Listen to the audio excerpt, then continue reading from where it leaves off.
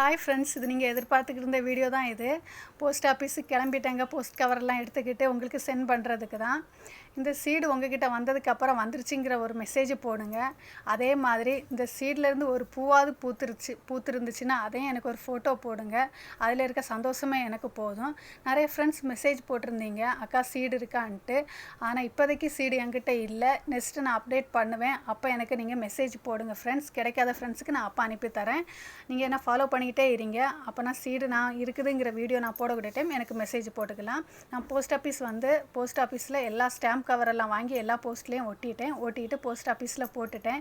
அதில் போடுற சந்தோஷமே எனக்கு ரொம்ப சந்தோஷமாக இருந்துச்சு. அவங்க கையில் கிடச்சிச்சின்னா அதுவும் எனக்கு ஒரு பெரிய சந்தோஷமாக இருக்கும்.